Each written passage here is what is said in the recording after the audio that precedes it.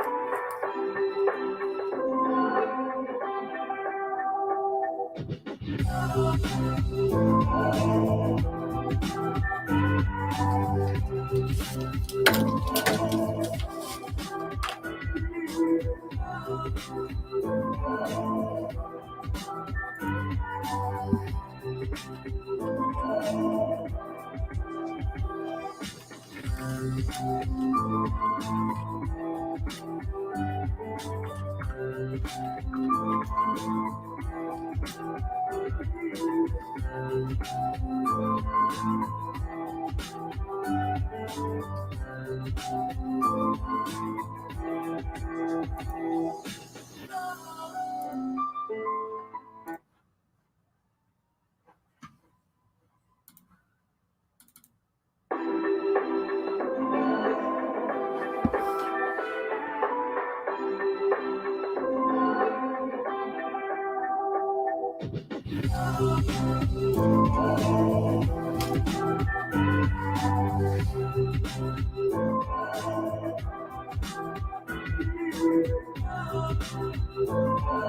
Hopefully, everyone's having a good night, good evening.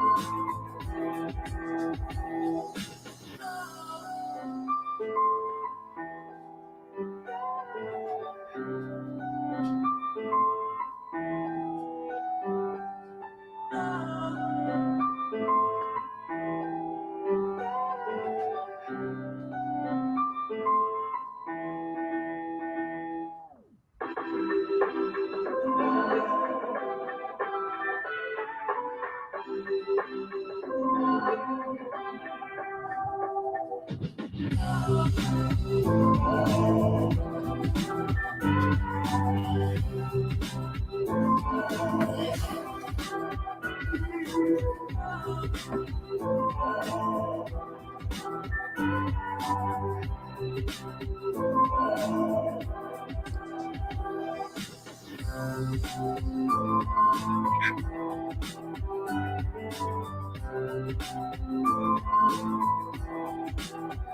My name's Jose Torres. I'm going to introduce my guest in a second. I just want to let this room populate for another minute,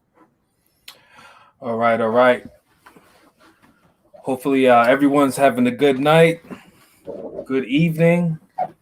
It's the middle of the week. We always like to do this on a Wednesday for that reason. My name's Jose Torres. I'm going to introduce my guest in a second. I just want to let this room populate for another minute, and we'll get started.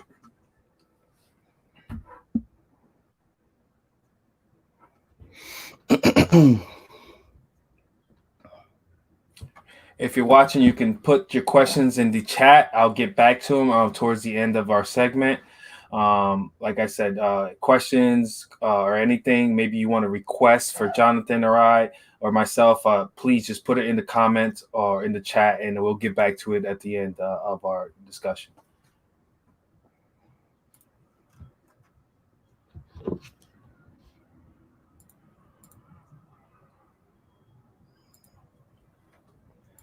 All right, man. How's everyone doing tonight? My name is Jose Torres, host of Mortgage Stories and the Market Update. First Alliance Home Mortgage in Cranford, New Jersey is who I work for. We originate loans all over Jersey, all over the country, whether if you're in Florida, PA, Connecticut, or on the West Coast. We do it all over the country. We have hubs all over. Tonight we have a special guest. He's a friend of mine. We go way back. We'll get into a little bit of that in a second, but I want to introduce Johnathan Wellington, real estate agent, great guy, been in the business for a while, expert in his area. John, if you want to jump in and like kind of reintroduce yourself, so better than I can. No, definitely, Jose. Well, thank you again for inviting me onto the show, man. I really appreciate it. We do go back a long ways. I have been in the business quite a while. Actually, tomorrow, the 30th, officially marks 5 years. Wow! So it is a 5-year anniversary tomorrow since my license has been active. Wow. Yeah, but I guess you want a little bit, me to talk about my background a little bit, right? Yeah, maybe a little bit of your background. Let them know how we know each other, things like that. Yeah, man. Yeah. So anyway, originally I'm born and raised from Jersey. Grew up in Irvington specifically. Where do I begin? Yeah. Well, first off, me and you, we met in high school. St. Pat's, our alumni. Mm-hmm. We go a long ways back. Yep. Yeah. I mean, as far as real estate is concerned, let me jump in real quick. Yeah, so I always like to bring it. The way I got into the business was by accident. It was just I stumbled into the mortgage industry about a year ago, so I'm fairly new compared to yourself. What's more or less your real estate origin story? Okay. So originally I was working in education. This is before real estate. I was getting pretty stressed in the education industry, so to speak. And I was thinking about making a career change. Mm-hmm. Real estate had been something that I've been thinking about for a while. I wasn't really too sure. I know it's a pretty, I won't say it's not a cutthroat industry, but it's a sink or swim type of thing. Most agents don't really make it past the first year because you may or may not even land a deal. Yeah. Pretty much I quit, education and like my whole goal of, being a lifelong teacher. I ended up taking, just going on a backpacking trip, just to kind of find what I wanted to do. That ended up being about 2.5 months of just traveling. And once I came back, I said, you know what, let me take this real estate course. Yeah. Let me go through the class. Let me see how it goes.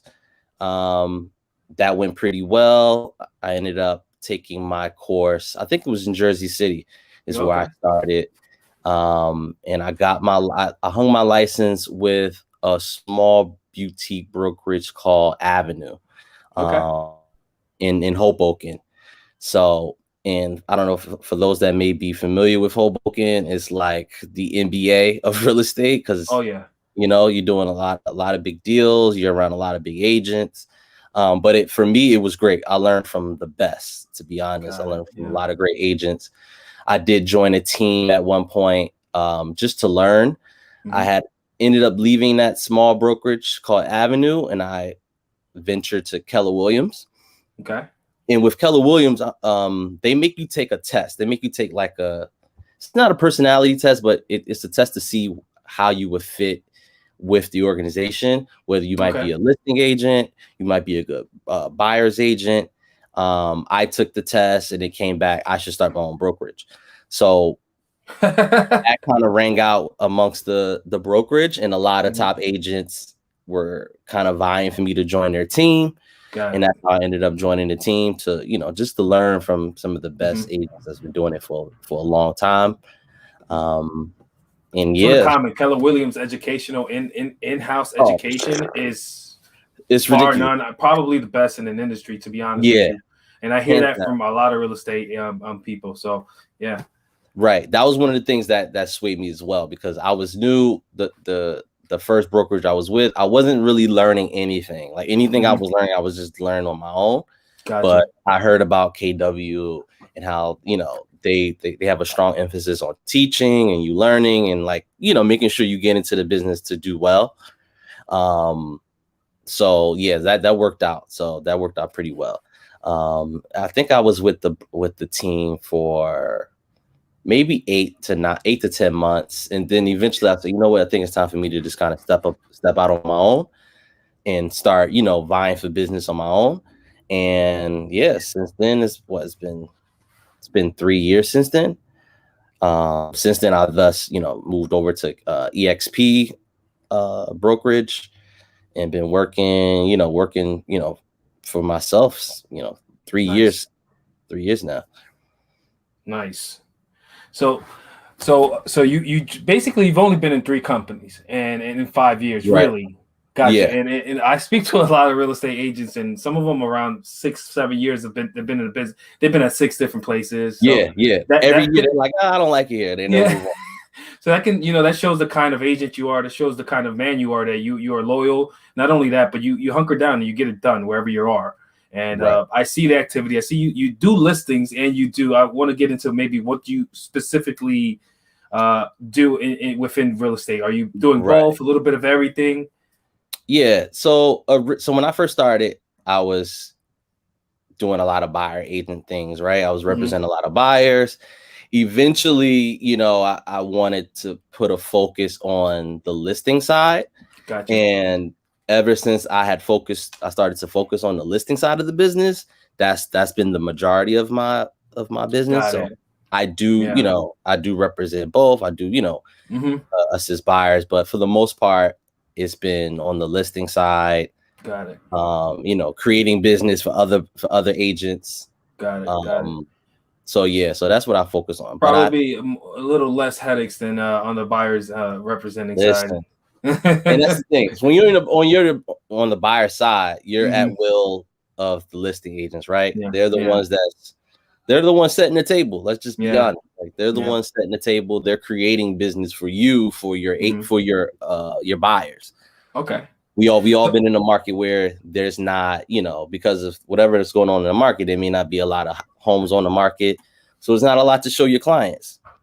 Gotcha. So unless you're a person you're vying to, create business with listing, with sellers. Yeah. You're at will of whatever the listing agents business they bring, pretty much. Got it. So maybe tell me a little bit about the current place you're at, your current company, and let them know a little bit about your team specifically, or are you're riding solo, you're sniping solo at this point? Yeah. So I'm with EXP. Okay. That is a virtual brokerage. So what that basically means is we don't necessarily have home offices. We have what we call satellite offices. Gotcha. So if you need to meet a client here or there, you need to, set up a meeting or whatever the case is. We have satellite offices in, different cities. So you can still get the traditional feel like if you want to. But EXP, our main office, or so to speak, we have what we call EXP World. It's almost like The Sims, but it's for real estate. Which is crazy because they're ahead of the curve. When I joined 3 years ago, who knew that the pandemic would be hitting and everybody would be working from home? So you guys were perfectly positioned. We were already in position. So we were like, okay. Yeah. If it's also the stock, they're publicly traded, one of the top stocks as well. So, but yeah, as far as EXP, like everything is virtual. Besides our satellite offices, our splits are higher than other brokerages because you don't have that you don't have that overhead of the office, right? Which is a huge expense. Oh yeah. But the team is great. Just the EXP team is great in itself. Everybody is super, you can reach anybody at any time because everybody's online all, pretty much most of the day. So it works just as good, if not better, than your traditional office. It's just where everybody's virtual. EXP, we've been opening up offices all over the world. Every time I get, at least every month, I'm seeing a new country that's opening up EXP office. So, but yeah, I can't complain, man. It's a brokerage that favors the agent because of the numbers, the splits. So it's really for the agent, 100%. Yeah, I feel like especially somebody like you who already kind of like put your bones. I mean, put your time in, and did what you had to do. Kind of paid your dues already, in terms of the training side, where you don't need that much oversight. It's a perfect situation for somebody like you, I think. Right. That's a good point. Yeah, man. And that's crazy that you say that about it kind of predicting COVID, because I see the same thing you see. I'm still I still keep my eye open in the marketing realm because that's where I come from. And there's nobody. I mean, Keller's trying with the marketing, but there's nobody that's exploding as fast as EXP. I'm seeing a lot of agents go and transfer over as well. So there's definitely some movement there, and I think is that independence that it allows you guys, especially the real, the top 5% of agents. Now I'm not talking about guys that just jump in and never do any deals. Right. I will say that it's catered. It is, if you're an agent that's seasoned, you know what you're doing. You already have your process of how you farm for clients. It's perfect because you literally can just do your thing. You have your split. It's perfect. Gotcha. If you're someone that may be newer, unless you I don't have a team, particularly, but I have a lot of people or friends that will reach out to me and say, "Hey, I'm thinking about getting a license, my real estate license. Okay. Could you put me under your wing? This or that." That's something I do often. Even though I don't particularly have a team yet, I think that may be something I'm considering to do as I move forward. But absolutely, it's a good look. It is a good look. Okay. Well, today I've been just before we get on, I always like to read up a little bit on, mortgage news to catch up on any activity. And I'm curious to see, because I have some insights, but I'm curious to see on your end from the real estate side, what's your thoughts on the current market and its activity? Right. So I was taking a look yesterday and the day before just to kind of like get my position on what the market is doing and where it's going. Depending on who you talk to, they may say, "Oh, the market's going this way, the market's going to fall, or whatever is going to happen." Everybody wants to predict that. Because they want to, take advantage, God forbid, if the market falls or whatnot. Like in 2007, 2008 or whatnot. For me right now, I think it's steady. I think appraisers are keeping in mind, the 2007s to 2008s, and they're, appraising homes. They're not letting home sales get crazy, right? Because there's been a huge jump. Equity is jumping, but within reason. I've had quite a few deals recently that, we had some pretty high offers that are above asking, but they didn't appraise all the way that high, and on one end, I'm like, oh man, like I'm trying to get that, those extra dollars from my client. But in the back of my mind, I'm like, it might not be a bad thing because prices get too crazy, the market's going to get out of control, right? And then who's able to, like, I have a lot of FHA buyers, and it's been really tough for them to get in a home because conventional buyers are bidding everything up. So I think right now the market is kind of, tempering off a little bit. Kids are back at school, so there's less buyers in the market, so it's calming down. It's cooling off a little bit, which is probably a good thing. It's funny you say when your first comment on it, it's usually somebody's either pessimist or optimist when it comes to the market. I'm more of like straight raw numbers, what's really going on, right? And applications are steady. Right now, I just saw a report that says, I believe application volumes are lower, but sales are surging. So there's more contracts being made, but applications are slowing down. So these are the people that were in the market a few months ago that got exhausted. Now they're coming back because rates are still a little steady. I mean, today we took we went a little low today, but the last 4 days it was climbing. Now today crashed a little bit. So you're right. I mean, it's a matter of, we got to think long term. You know, I know you're thinking long term. I'm thinking long term. I want to be able to qualify somebody for, you know, an FHA 7-8 months from now. But exactly, you know, that's what I'm seeing. I'm seeing, you know, it's pretty steady. The open houses aren't crazy, but at the same time, those people from February, March, April who didn't buy when it was super hot, they're still around and they're buying. You know, actually they might be in a better position if they're in a better position. Yeah, they're in a better position. That's what I see. That might speak to what I was saying with the buyers that couldn't compete with conventional buyers, or they didn't have enough, you know, a huge budget. So, okay, they say, all right, school is in session, you know, summer's over, the vacations are done, everybody's back to school, back to work. You know, I'm not going to, for those that aren't going to buy a home because the kids or whatever back at school, maybe that gives someone else an opportunity to say, okay, let me jump back in the market now. It's fall. There's less buyers in the market. I might not have 20 competing offers. Maybe it's just, you know what I mean? It's just the percentages are higher for them. That's what bugged me. I was like, wait a second. So you're telling me that,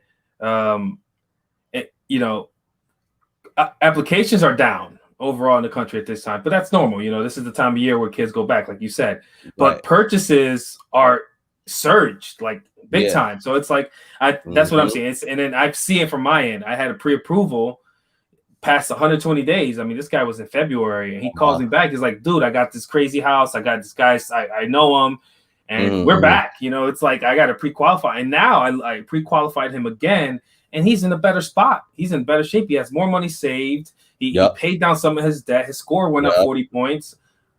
And it's like, I think, you know, I also think that the foreclosure market, once that makes that return, that'll help with some of these inventory issues that we're seeing. And that's a whole nother ball. That's a whole nother, you know, that's a whole nother level to the game. I think that'll start the decline of the lumber pricing and everything will start coming back into its place. You know, I'm not a pessimist, man. People want to, it's doomsday. No. Yeah. Look at the numbers. Right. The numbers speak for themselves. Right. For the right buyer, that time, there's a time for everybody, right? So it's a time for, you know, the FHA buyer to take advantage. The investor, we know the investors are always looking.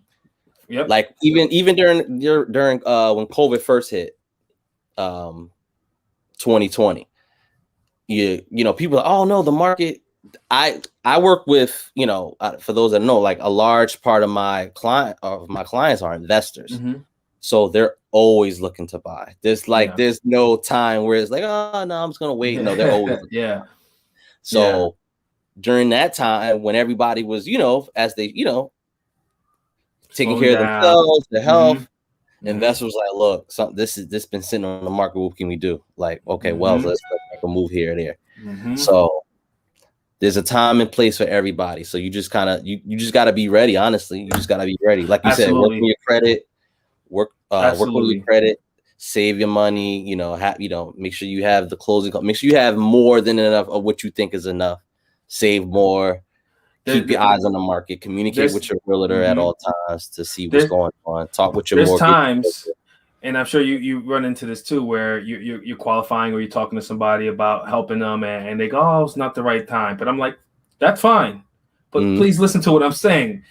Exactly. Set up your assets, get your assets right, get your liabilities down, work on your credit, try to build yourself so when you are ready, there's no hesitation. You can pull the trigger with confidence. And that's what I always try to, even if they're not, or even if they're ready, but they're not trying to buy now, which, you know, to me as an investor mindset, I'm like, there's always an opportunity for you to buy. But I've run into, and we had a mutual friend of ours that we were working with. He was not ready. He's close. Yeah. But at the same time, since that day, since I said, hey, I don't think you can buy now, we made a roadmap to where we need to get. And I believe January he'll be there. And then me and you will have that conversation then. But that's what I mean. And it's putting that energy and focus into that, because a lot of times, and I had this early on, I just learning, pre-qualifying the customer, thinking they're ready because they showed up for the documents and all that, but they're not mentally ready. Because the mortgage process is tricky, and sometimes you'll have some obstacles. But so the market honestly, is funky. To be honest, you said the Mm-hmm. key thing, and that's something that a lot of people don't start with. Like when you first talking with a client or potential client, they just get right to the ABCs of the process. Mm-hmm. And what I do is it's not conventional. It's not the conventional way. People, it's kind of catered to who I am as a person, but I always talk to my clients about getting in the right mindset. Like if for some people it may be weird, like, well, why is he talking about mindset? I'm just trying to buy. But It's after we had the truth, brother. conversation, after we had the conversation, they're like, wow, like, well, it's like, honestly, you prepared me for what might come. You prepared me for this and that. Something might happen. They may get outbid. And, as buyers, especially if they're like, first-time home buyers, it's easy to get emotional because you're a lot invested, Yep. You may be, this might be, you building, family wealth. This might be your first time for buying a home. You may not come from a family that has ever owned a home. So this might be a big thing in your client's life, right? So I'm like, let's get in the right mindset. Let's look at it from this standpoint. But if you just jumping along and say, okay, pre-approval, this and this and this, it's like you missed a big part. So I'm glad you actually mentioned that. And that's clutch, because I had that situation, first time home buyer from my neighborhood. I knew him. I wasn't friendly with him, but I knew him. So it's like, it's more than just a transaction to me at that point. It's 100%. Reputation. It's me helping my neighborhood. It's us buying back the neighborhood. It's all this attached. Right. For me, it's emotional. So I can imagine for him. Yeah. Exactly. And going through the process with him, for most of it, I would say 80% of the time, he's there emotionally, stable. He's ready. Right. He's ready. Right. His lady, not so much, but he's the decision maker. So I had to keep him. You got the couple. But check this. We got the commitment. We're working on everything. Right before the closing, sometimes they do a pre-closing asset request. They maybe request a bank statement. Right there, his emotions flared up, called me, almost cursed me out. And I go, brother, this is a business transaction. They're letting you borrow $350,000 for you giving them 12. They're gonna ask for a bank statement right before they pull the trigger on this, bro. And you can't be mad at that. And he was upset. I'm like, brother, just give me the bank statement. Got me the banks. We closed, hugging and kissing again. So it's a roller coaster. What I always tell them, and it's like when you know that going in. Then, like, for example, we've been to Six Flags. You've been to Six Flags. First time you hit Nitro, it was ugly. It's different. Yeah.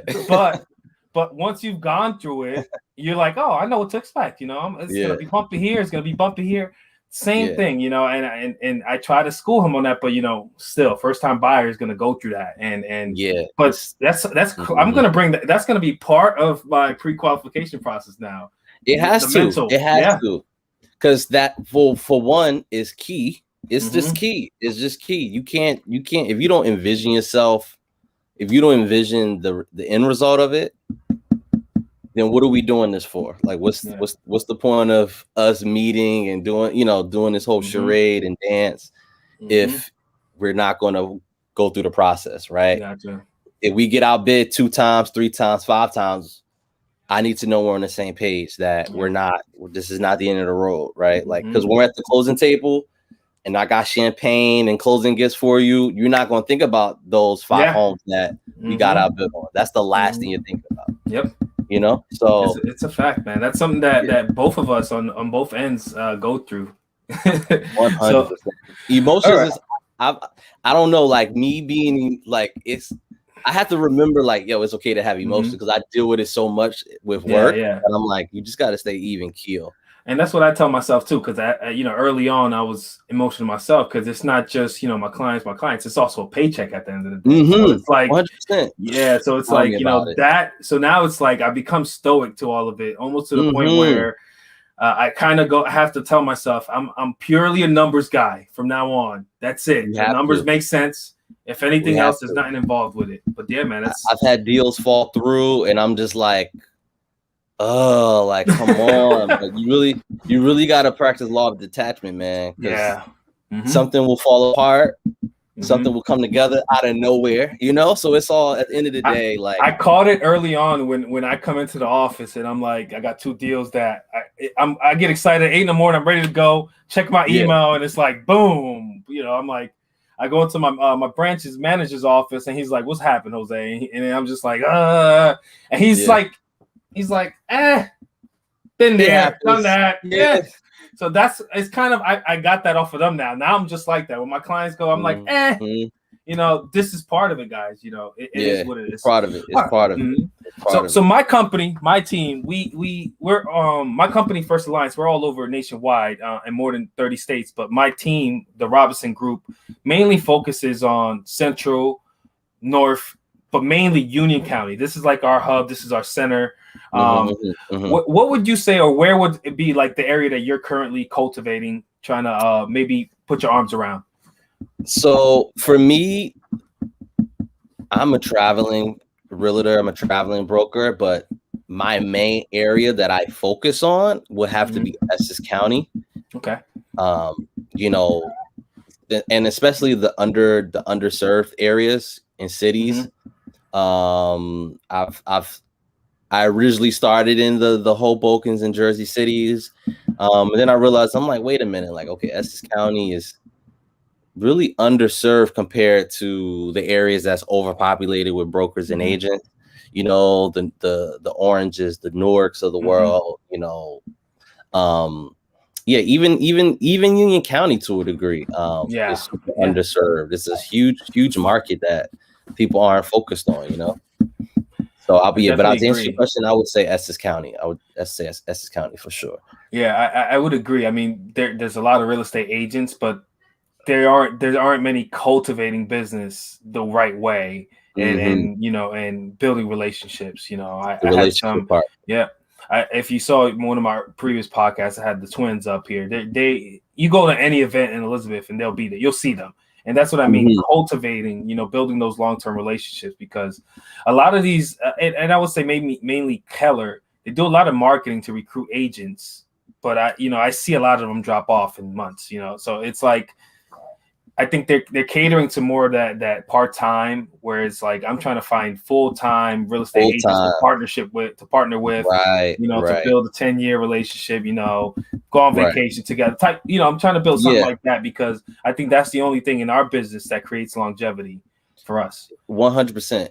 Because I mean, it's good. I mean, people will reach out to me and say, "Hey, I want to dabble into real estate," and I was like, "Cool, that's great. You can always get your license. You can always do part-time, but real estate takes a lot of time. Real estate is, as you know, real estate is its own language. It's literally a language, right? So like, I think about the things that I didn't understand when I first got into the business and the things that I understand and know now. It's like, when did I learn about all this stuff? You know, like the way I drive through cities now, when I'm traveling, like I look at everything totally different. Notice now things. you notice everything's different now, right? Like, so yeah, I've learned a lot. So it's crazy that you say that, because now I'm from Elizabeth. I'm from the Port area. We call it downtown, First Ward, whatever you want to call it. But I'm from the downtown Elizabeth area, and I drive by my neighborhood, and I can immediately go, "Oh, that's been refurbished recently. Let me knock on their door to see if they want to refi." You know, like that's just how my mind works now. Whereas before, I'm just like, "Oh, that's a nice looking house," without thinking anything beyond that. And I think if there were more people like us doing that in our neighborhoods that we grew up in, this whole gentrification thing would have been gone with and dealt with a long time ago. And not to say gentrification is bad, you know, some of it's good. I think some of the things that it brings is good, but you know, I feel like some cities are trying to do that the wrong way. You know, they just try to build it and then hope crime drop. And that's what they're doing with the Port area. And I'm seeing not that much. I see crime in the building staying steady together. So it's like, right. What's really like, what are we gentrifying? Are we trying to just kick out the neighborhood? And that's what I feel like sometimes is happening. But if we were more active in helping somebody refi or maybe modify their loan if they're losing it, I don't know. But, you know, in a sense, try to build in our neighborhoods. a lot of these issues would be gone with. And that's just my opinion. 1,000%. And the fact that you're a mortgage broker, I'm a broker. Mm-hmm. We see the game, we see everything from a different level now, like we know how the big wigs use the bank, right? Like it's all connected. But until you either do that research or you're in the business, you don't know how it's all connected. How everything's connected, from the real estate to the jobs to the politics. Everything's connected. Yeah. So I think and I was looking at Elizabeth numbers recently. Median married couples median income is close to $90K a year in Elizabeth. There should be homeowners right there. That's great. That's better than a lot of towns. Yeah, because two people working 45K jobs a year, that's $90K, and it's like, I feel like they don't teach this stuff in high school. Really, they don't teach it in college unless you really. No, they don't. Not at all. I never heard of an elective real estate. You legit have to go to a trade school specific for our business to learn this stuff. And I think that's where we come in. That's why we're doing this. I think that's why reaching out to Johnathan or reaching out to me and getting that info firsthand is important, because we don't get paid, guys, until something happens. So everything we do is on faith. It's on it's on our what about how much we love this and how much honestly we're trying to help. Because there's a paycheck at the end of it, but damn, if I can help a Latino or an African American get in their first home while I'm doing it and make a paycheck, it's a win-win. And I know that's the same sentiment Johnathan feels. So it's like, reach out, use this resource that we're giving you, and take advantage of it, because again, they don't teach this in school at all. I gotta second that, because listen. Well, it's one of the few industries where helping someone actually create wealth is our job. That's like actually helping you get into a home, put a roof over your family's head, and also help you build wealth. That's my job, to the letter. Absolutely. As far as the paycheck thing, we get a paycheck, but as you know, that could be 60 days from now. That can be 90 days from now. So I had a file take 4 months to close. So I've had that plenty of times. So as much as it seems very transactional, it's not, because all of my clients, by the time we close, one, we're friends. Most times family. I'm very personable. I feel like I'm more personable than 90% of agents. I think that's to your advantage. 100%. So by the end of me getting my client to the goalpost, we're family. Matter of fact, what's today? It's the 29th. The 29th September, early August. One of my clients had a housewarming. Dope family, dope young couple that moved from Brooklyn to Elizabeth. Actually, forget the neighborhood. Forget the name of his neighborhood, but beautiful neighborhood of Elizabeth. Like everybody's doing amazing things in the neighborhood. And he invited me to the housewarming. He's like, "No, man, your family." Met the family, I live for that, to be able to really connect with my clients after the fact. We talk. You don't really get that from other business where it's just a transaction. That's it. And that's what kind of when I jumped in, I was thinking real estate or mortgage. I'm more of a back. I did marketing, so I'm more of a back of the house, if you want to call it, like if you want to have personal terminology. I'm more of a back of the house person, where a real estate agent, I think, has to be a little bit more out there on the streets. Knocking on doors kind of situation, but I think this one fit me perfectly for that reason. Not only can I help someone, I'm backstage of everything, but at the same time, that's where it's at. The end game, helping somebody move in, like that clear to close. When I get that clear to close, man, and I tell those clients, that excitement, it's what everything's about. All those stressful days, that email that makes you pop, all that is for that. And 100%. Clients, when I try to talk to my clients, I tell them that's the goal. That's what we're aiming for when this is all about. And from there, like that family invited you over, for your sake, that it's not over, because now you want to help them get the next one. Now you want to make them some money, Oh yeah. and that's and these are in this was funny thing with this was an investor that I've helped them close on a four unit. I helped them buy a 4-unit. I rented all 4 units. And then him and his fiance decided, you know what, like we're ready to move to Jersey. And then I helped them get the home, buy the house, buy the crib. They want to start. So it's just it's all about long term. It's all about long term. Like long term relationships. And another thing, get their kid a house in 20 years. You know what I'm saying? Yeah, 100%. And it's also just being willing to help with anything. Yeah. I'm the type of realtor and broker to say, hey, like you need help moving in, or you need a mover, oh, I got a recommendation. I always got recommendations from my clients, so they know that, oh, like, okay. Yep. Oh, you move into Jersey, go eat here, eat, check this out, do that. So it goes further than just the business. And that's what I'm talking about, where you're cultivating an area, because you got people there, you got a roofer if they need it, you got a plumber if they need it in the area, local. That's what I mean when a real estate agent cultivates their territory. That's amazing, man. I think we're going to open the discussion in a second, but I have one more, and it's more of a philosophical kind of long term. What do you see for your career in 5 years? Like, what is maybe your goal that you see, your end game in 5 years, if you have one?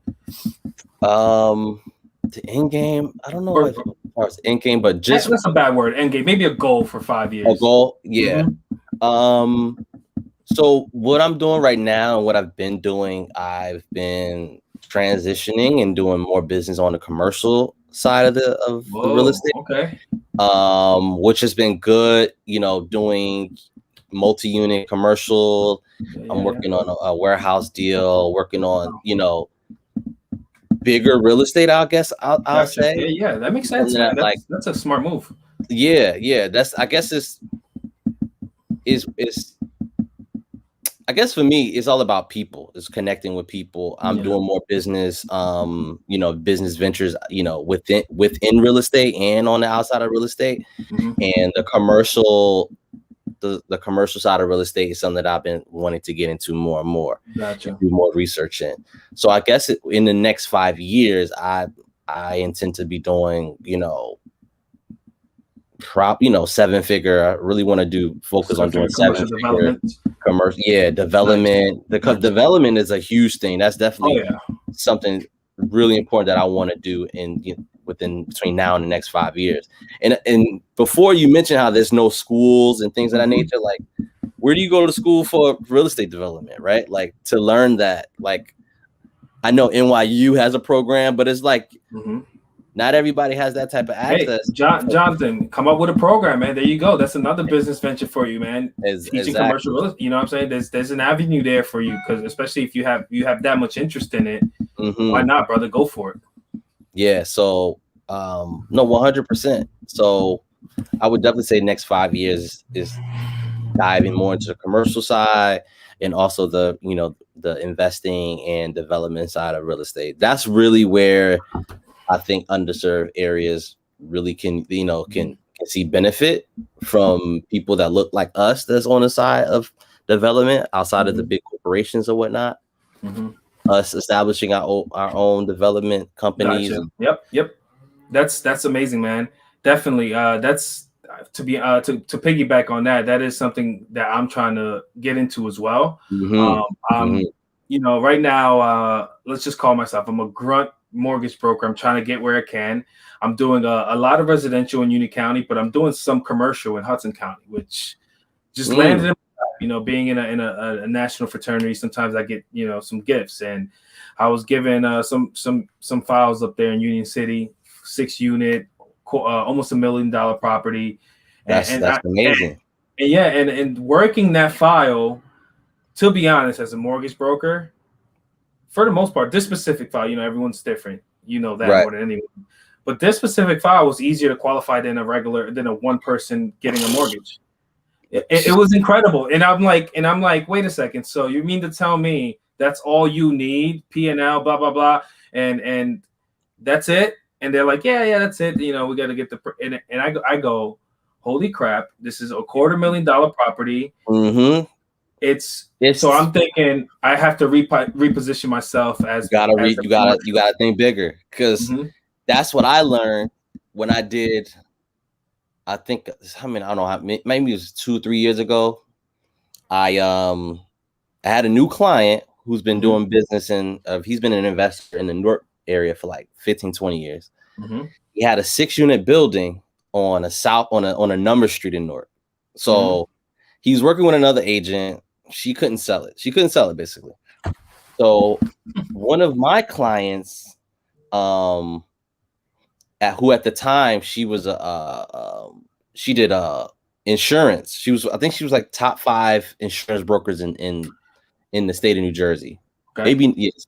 So she was like, look, you need to work with John. Like, he can get this done for you, this and that.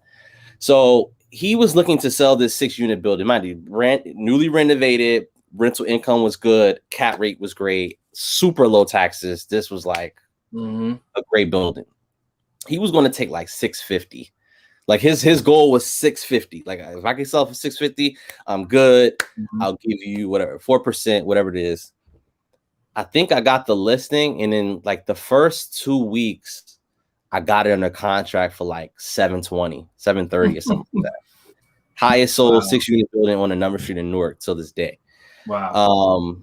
So that's when I was like, wait a minute, like this takes the same amount, like this took the same amount of energy. Like it takes the same amount as to be truthful, it took less energy than a residential deal. You know how residential deal, it's emotions. Absolutely. I'm like, hold on. Because the investor isn't looking at the deal emotion. There's no emotion involved. What's the income? What's the taxes? What's the cap rate? Oh, the numbers work. And then, here's my pre-approval. That's in terms of government oversight. There's no owner occupy situation, so some of those little things are gone too when it comes to those kind of deals. It's pretty. Yeah, I saw it and I was like, whoa, wait a second, like this is easier, and the numbers are higher. How do I get into this? And since then, I paid for this training course. It's like $200 a month for the next 3 months, and I'm like, I got to. This is just. It's gonna pay for itself on the first half of one deal. Yeah, so it's 100%. And then I've got my team. I've mentioned, how I'm trying to get my team a little bit more involved with the tech stuff. I'm telling them, hey, maybe we can do just one little Facebook ad on this one topic and see where it goes. If we even get a sniff of a deal out of it, it's worth it. And they're like, hey, let's take a shot. And we've been going strong since then. But that's incredible, man. So I want to say that maybe in the last 5 years, Newark has changed.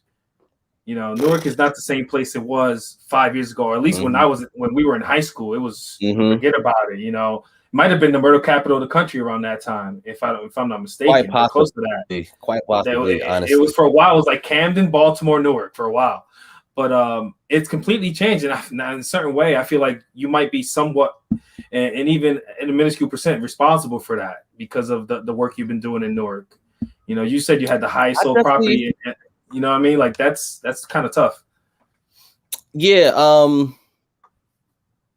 I feel like I think there's I know I have some relationships and some friendships with business owners and entrepreneurs in and around the Newark market who are doing a lot of dope things, with what they're doing from, initiatives for the people, just bringing businesses to the city, changing the face of real estate. Like me and you, we're changing, I'm sure you've been to many real estate meetups. We know what the traditional face of real estate looks like, especially me being a commercial, doing commercial business now. And when they see me, they're like, wait, how old are you? And you're doing this deal for what? Like, come on. So I think I'm the youngest in my company. Real estate is changing. Yeah. The faces of real estate are changing. So you just gotta step all the way into that. Absolutely, man. All right. So we don't have any Q&A. I'll leave another 2 minutes. Anybody has questions, we'll jump in. But I want to do this another time. Maybe we do a commercial. We take a deep dive into commercial, bro, if you're interested. Definitely. I would love to do that. Commercial, residential, 100%. I'd love to do it. And cheers to you for, I remember when you first called me and said, hey, I'm new to the business, and you didn't waste any time. Like, I see you doing things that I know more, like I know some brokers that's been in business a long, long time, you're stepping all the way into it. You're doing business for yourself, but you're creating resources for for people in and around the community, and that's the most important part. Man. No, I appreciate that. I feel like as somebody that's new, I have to do this. I have to differentiate myself, and I feel like as this increases, my ability is increasing too, because I'm very meticulous when it comes to my work, and sometimes I even tell my customers, somebody will tell you to give you a 2-hour turnaround on a pre-approval. I'm not going to sell you that. It's going to take me 48 hours because I'm thorough. You know what I'm saying? Like, and that's just how, I was trained in my team. That's how I feel like I'm naturally. I like to take my time with things because I want to do it right. And I want to get you a pre-approval that's going to close you. That's not going to have any issues, because I've seen that happen and it's ugly. And but yeah, man, I appreciate that. Because and quickly, that's major, because I think we have too much of an emphasis on quickness. I can get you the pre-approval. Give me an hour. I'm like, give me 2 hours. No. And maybe 2 months ago, I had a client. We had a deal that was pretty much at the doorstep of closing, and it fell through because of some technicality with the something. There was a technicality that really shouldn't have been missed, So one of my attorneys that I do a lot of business with, May Moon. I don't know if you have done any business with him yet or not. But what's his name? May Moon. No, I have not. Yeah, shoot me his email, bro. His contact info after this. He's a resource. He's a resource. The deal was dead. The deal was dead. And luckily he said he had a lender that he's been working with forever. He's like, look, if they can't do it, it can't be done. So, but they made it happen. They took the time, like someone like yourself, taking your time to pre-approve your client so that there's no mistakes down the line. There's nothing worse than you going through a whole process. Yeah. And then at the end, there's some stipulation. I don't do pre-approval until I have all my documents in to verify everything. I'm not leaving nothing to chance, and I tell them, look, sometimes, why do we need all this? Not everyone asks me. I'm saying because, if we do get an offer, if I do get you a pre-approval and you find a contract tomorrow, which could happen, you get a contract tomorrow, I need to be ready to get your mortgage as soon as possible with no delays. Right. Because I have to deliver for my name, my company's name, my reputation, and so we don't end up in small claims court. So So it's real. It gets real. Yeah, it does. And especially when a transaction goes bad. That hasn't happened to me, but I was on the peripheral of it, and I've seen it. And again, it's ugly. Promises have to be made. Things have to. I've seen it go bad. So for me to avoid that, I want your pay stubs up front. I need bank statements. I need all this good stuff so I can give you a qualified pre-approval, not a pre-qualification, which is two different things.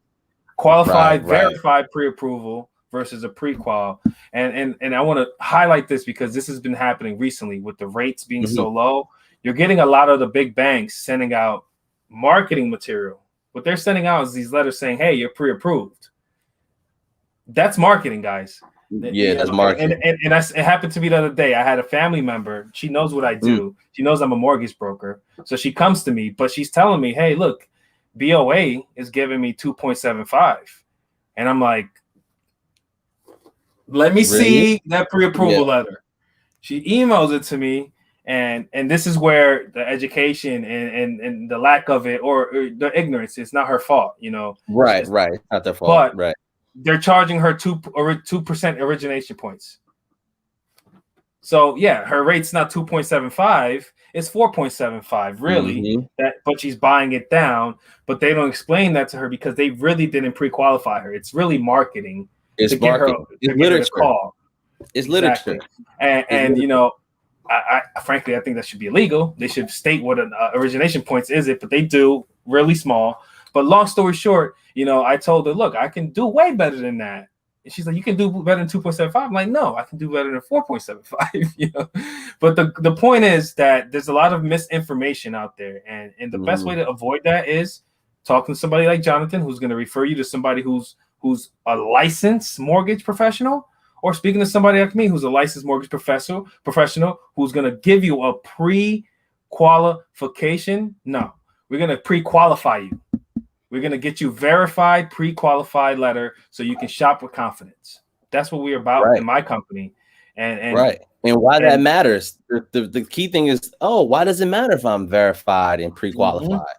Because when it's time to present that offer to that listing agent, to that seller, and and the agent says, this person's like ready to go.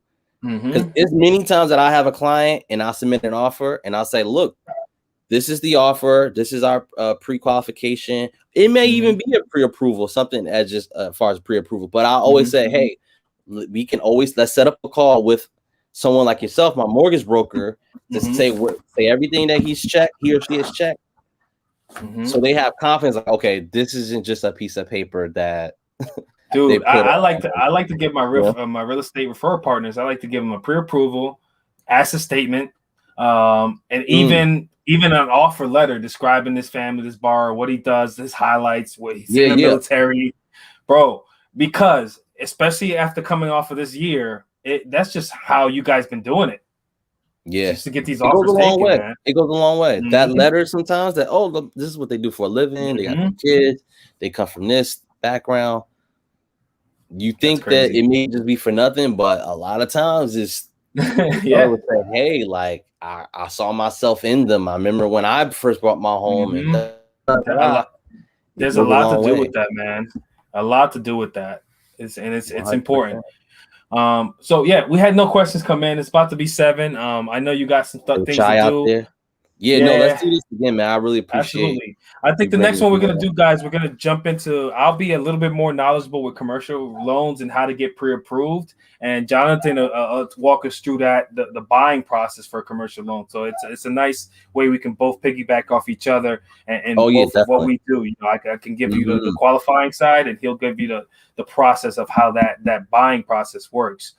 Because, I'm working this one, and this one's taking a little bit longer than a normal deal, but there's bigger numbers. There's bigger numbers. 5 units, there's 6 units. Inspections are not 100%. The same. So Johnathan will break that down to you the next time he comes on. You got to look at the leases. You got to make sure there's signed leases. You want to see copies for the pre-qualification. I think it's easier, but the actual process it's a little longer, and there's more things involved with it. But we'll go over that the next time we go. We have a podcast event like this, 100%. And I think maybe 3 weeks from now should be good. But that'll be nice to talk about the mixed use. How someone maybe could use FHA purchasing maybe mixed use, where they're gonna have residential and commercial. There's a lot of ways. There's some intricacies with the kind of mortgage you can get too. Square footage, you know about that. Which one's more or less.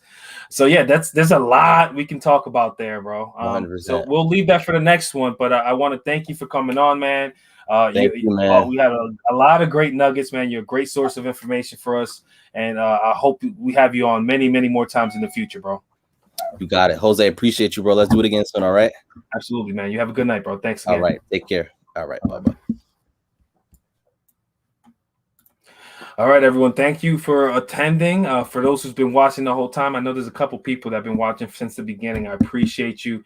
We're going to do another event next week. I believe we're going to have the executive vice president of my company come on and talk. I don't want to preemptively say his name, but I believe he'll be coming in next week to talk about our company, talk about the mortgage products we have, and in a little bit more detail. And again, thank you for coming by. See you next week, and you have a great weekend.